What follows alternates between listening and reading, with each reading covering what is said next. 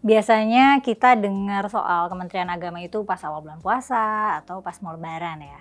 Tapi akhir-akhir ini ada beberapa berita yang terkait sama Kementerian Agama. Ada berita korupsi, ada tepuk sakinah, ada berita pesantren. Jadi sebenarnya skop Kementerian Agama itu apa aja sih? Sejarah awalnya gimana gitu sampai kita punya Kementerian Agama? Dan negara-negara lain tuh punya Kementerian Agama nggak? Dan apakah Kementerian Agama tuh ada relevansinya buat masyarakat kita?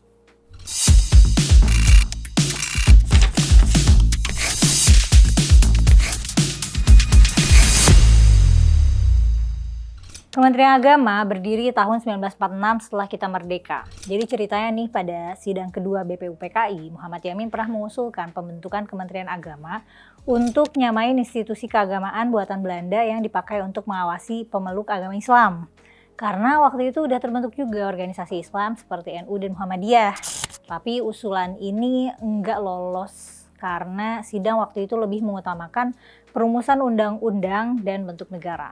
Terus nih, ingat kan dulu di Piagam Jakarta, sila pertamanya itu berbunyi ketuhanan dengan kewajiban menjalankan syariat Islam bagi pemeluk-pemeluknya. Nah, yang bagian ini dihapus untuk mengakomodasi keberagaman spiritual di negara kita yang baru berdiri. Setelah ini, pada bulan Agustus tahun 1945, Ahmad Subarjo ngusulin lagi supaya dibentuk Kementerian Agama sebagai bentuk kompromi, tapi ditolak lagi oleh anggota PPKI.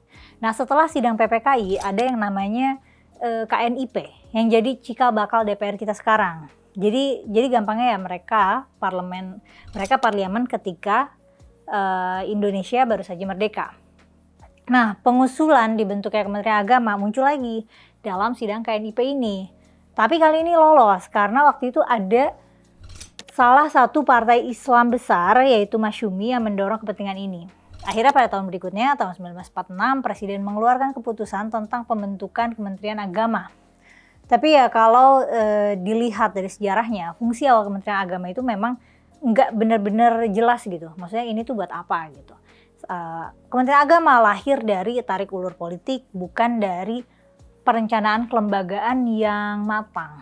Jadi di satu sisi kementerian ini hadir untuk mewakili kepentingan umat Islam di dalam sistem negara, tapi di sisi lain Kementerian Agama juga harus menjalankan fungsi negara dalam memberikan layanan keagamaan bagi seluruh warga. Dan harus diakui bahwa orientasinya sejak awal memang condong ke kepentingan Islam. Ya jelas saja orang yang memperjuangkannya juga berasal dari kelompok Islam. Beberapa dokumen pada masa itu bahkan menunjukkan bahwa misi Kementerian Agama nyaris serupa dengan agenda politik Masyumi, yaitu untuk membantu mewujudkan aspirasi Islam dalam kehidupan kenegaraan. Dan di sisi lain, Kementerian Agama juga dibebani tugas resmi untuk memenuhi amanat konstitusi, terutama pada pasal 29 UUD 45 yang menjamin kebebasan beragama. Nah terus di bawah menteri yang pertama, Muhammad Rashidi, akhirnya kementerian ini mengambil alih tugas-tugas yang aslinya ada dalam lingkup kementerian lain. Misal urusan pernikahan muslim, pengadilan agama masjid dan haji yang aslinya melebur dengan menteri dalam negeri, terus pengadilan tinggi agama diambil dari Kementerian Hukum. Nah terus juga rangkap jadi ngurus pendidikan juga karena menerapkan aturan penerapan pembelajaran agama di sekolah negeri. Nah di masa ini juga dibentuk nih kantor wilayah yang terdesentralisasi. Makanya tiap wilayah punya kantor urusan agama sendiri. Jadi kayak apa ya, kayak Kemenak versi setempat gitu. Nah mulai dari sini juga penunjukan dan pengangkatan penghulu atau hakim agama untuk memimpin upacara pernikahan dan perceraian itu menjadi sepenuhnya berada di bawah kendali Kementerian Agama. Dan ketika masuk Orde Baru, lingkupnya jadi nambah lagi nih. Kementerian Agama jadi ngurusin zakat, wakaf, masjid, pendidikan tinggi, dan juga madrasah. Tapi di era Orde Baru ini sebenarnya Kementerian Agama justru mengalami depolitisasi. Di masa itu agama jadi alat kontrol sosial. Jadi kementerian ini dipakai oleh negara buat ngatur cara beragama seperti apa yang sesuai dengan versi negara. Salah satu caranya dengan mengganti posisi menteri yang dulunya berasal dari Islam tradisional seperti NU, diganti jadi perwira militer atau teknokrat muslim yang tidak punya kedekatan khusus dengan partai politik Islam.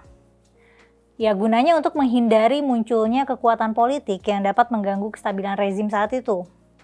Kementerian Agama berubah jadi birokrasi yang tunduk pada kepentingan pembangunan Orde Baru.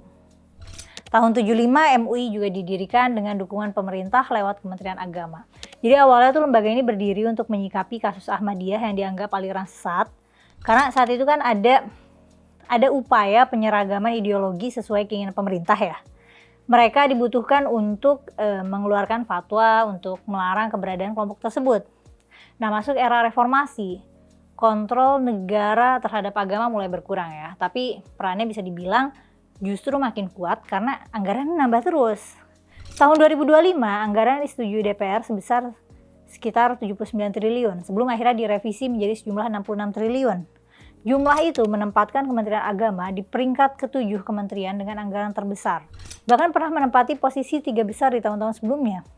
Kalau kita lihat lebih dalam lagi, anggaran jumbo ini juga sering jadi celah korupsi ya. Udah ada kan kasus korupsi dana abadi umat di awal 2000-an yang melibatkan Menteri Agama saat itu ya, Said Agil Hussein Al-Munawar.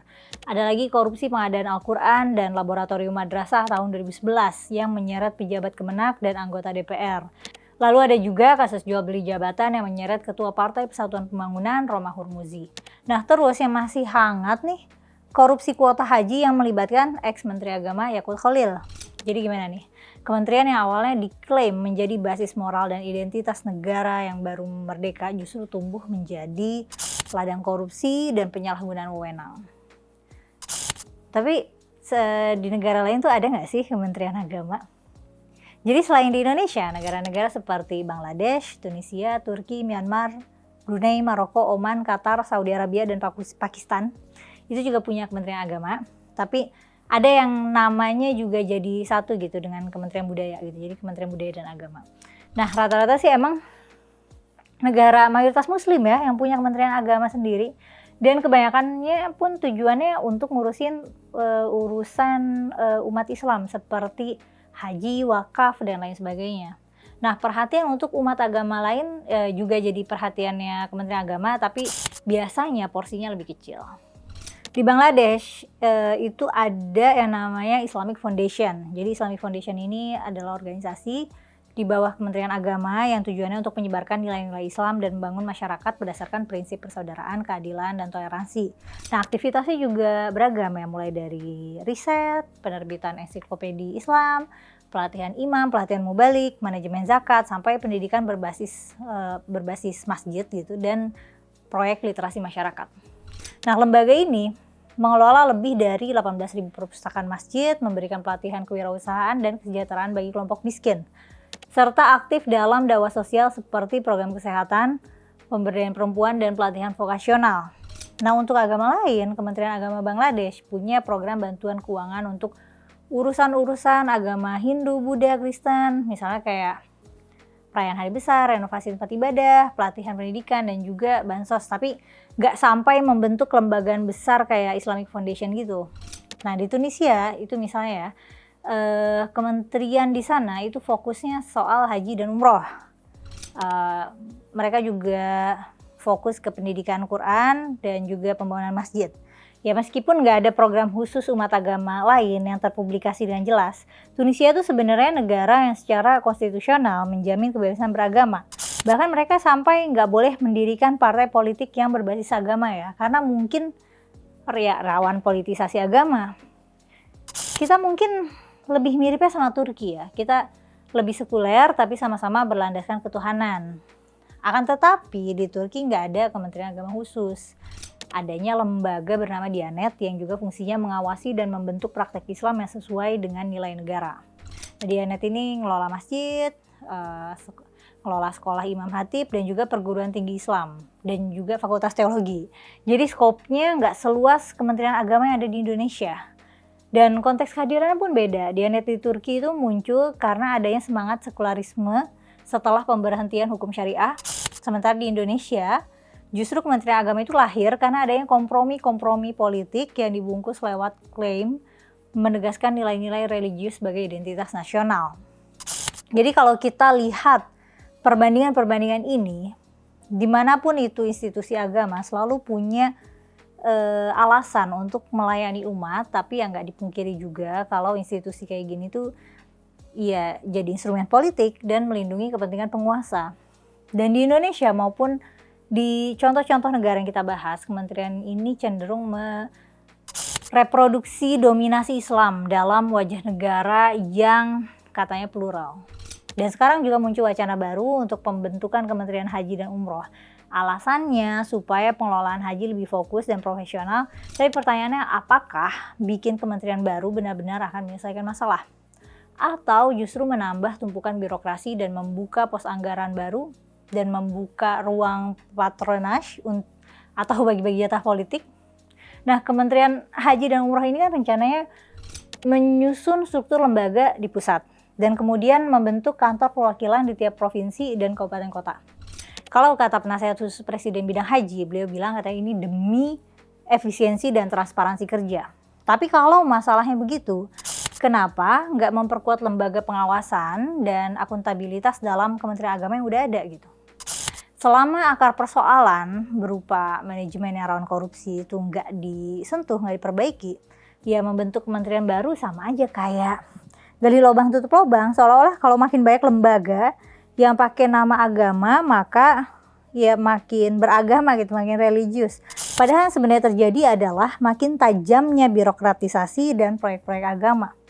Terus tugas Kementerian Agama gimana? Karena kalau tujuannya adalah melayani umat, maka pelayanan itu ya bisa dikelola secara profesional tanpa harus lewat birokrasi sebesar Kementerian Agama. Tapi kalau tujuannya adalah harmoni antar agama, ya kan kita butuh lembaga yang netral. Kalau beneran mau harmoni ya, bukan lembaga yang secara historis bias terhadap kelompok tertentu. Terbukti dari banyaknya kasus intoleransi, Kementerian Agama seperti tidak ada dayanya sama sekali gitu dalam merekonsiliasi dan menciptakan harmoni. Dan kalau Kementerian Agama tujuannya untuk menjaga moralitas publik, maka lembaga yang berkali-kali terseret kasus korupsi itu kan tidak mencerminkan moralitas yang katanya junjung tinggi ya. Jadi kayak ironis sekali gitu. Nah, kalau menurut kamu gimana nih? Kenapa kita harus punya Kementerian Agama? Kementerian Agama ini kalau dipertahankan sebaiknya skopnya apa aja? Dan kalau Kementerian Agama nggak ada atau dibikin jadi bentuk lembaga lain yang bukan kementerian, jadinya gimana ya? Tulis pendapat kamu kolom komentar ya. Aku Kumaila mohon pamit, sampai ketemu di konten selanjutnya.